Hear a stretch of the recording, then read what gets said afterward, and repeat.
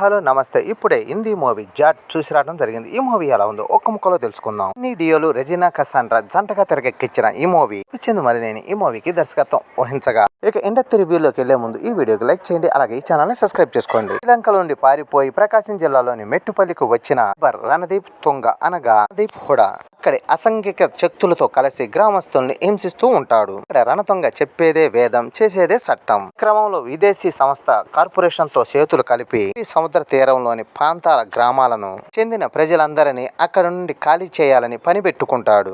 అడ్డు తిరిగిన వారినందరినీ నిర్దాక్షిణంగా చంపేస్తాడు. అలాంటి పరిస్థితుల్లో బ్రిగేడియన్ బల్హీరియర్ ప్రతాప్ సింగ్ అనగా సన్నీ డియోల్ ఆ ప్రాంతానికి వస్తాడు. శ్రీలంక నుండి పారిపోయిన వచ్చిన రణతుంగ ఎవరు, విదేశీ సంస్థతో ఈయన ఎందుకు చేతులు కలుపుతాడు, భార్య రెజీనాతో కలిపి ఎలాంటి అక్రమాలకు అన్యాయాలకు పాల్పడతాడు, సిబిఐ ఆఫీసర్ అనగా జగపతి బాబు ఎందుకు అడ్డుకోడు, అసలు బల్గియర్ ప్రతాప్ సింగ్ కి అసలు ప్రకాశం జిల్లాలో ఏం పని, ఇక్కడికి వచ్చిన బల్గియర్ ప్రతాప్ కి రణసింగ్ ఎలా ఎదురయ్యాడు, ప్రతాప్ సింగ్ గ్రామస్తులకి అండగా నిలిచాడా, ఇవన్నీ విషయాలు తెలుసుకోవాలంటే మూవీ చూడాల్సిందే. ఎలా ఉందంటే ఒక కిసాన్ జవాన్ గా మారి దేశం కోసం ప్రాణాలను ఫలంగా పెట్టి పోరాడుతున్న పాయింట్ను కథగా అల్లుకొని తెలుగు దర్శకుడు గోపీచంద్ మలినేని బాలీవుడ్ ఎంట్రీ ఇచ్చాడు. సన్నీ డియోల్ ఇమేజ్ ని బాక్సాఫీస్ స్టామినాకు తగ్గట్టుగా కథను రాసుకున్నాడు. స్క్రీన్ మీద అయితే చెలరేగిపోయాడని చెప్పాలి. స్వారీ అనే పాయింట్ తీసుకొని అల్లుకున్న కథతో యాక్షన్ ఎమోషనల్ తో చూపించే విధానం ఆయన ప్రతిభకు మరోసారి అద్దం పట్టింది. సన్నీ డియోల్ క్యారెక్టర్ ప్రొఫైల్ నడిపించిన విధానం, ప్రీ క్లైమాక్స్ నుండి చివరి వరకు వచ్చిన బిల్డప్,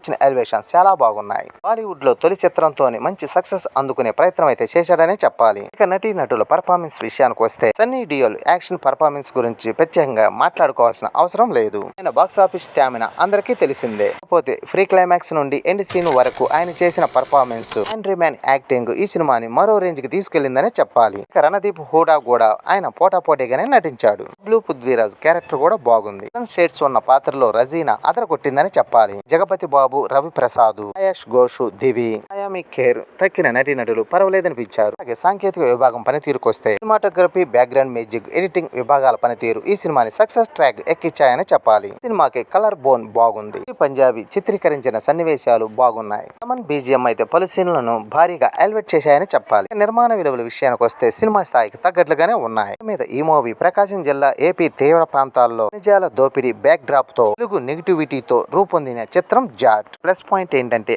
యాక్షన్ ఎమోషనల్ సన్నివేశాలకు ఈ మూవీలో పెద్దపేట వేశారు. ప్లస్ ఏంటంటే ఈ మూవీలో ఫస్ట్ హాఫ్ లో అక్కడక్కడ కొంచెం లాగినట్లుగా అనిపించడం, పాటలు అయితే పెద్దగా క్లిక్ అవ్వకపోవడం ఈ మూవీకి మైనస్. మొత్తం మీద ఈ మూవీ ఈలుంటే వన్ టైం చూసేయండి. ఇది నా అభిప్రాయం మాత్రమే. ఈ వీడియో నచ్చితే లైక్ చేయండి, అలాగే ఈ ఛానల్ సబ్స్క్రైబ్ చేసుకోండి.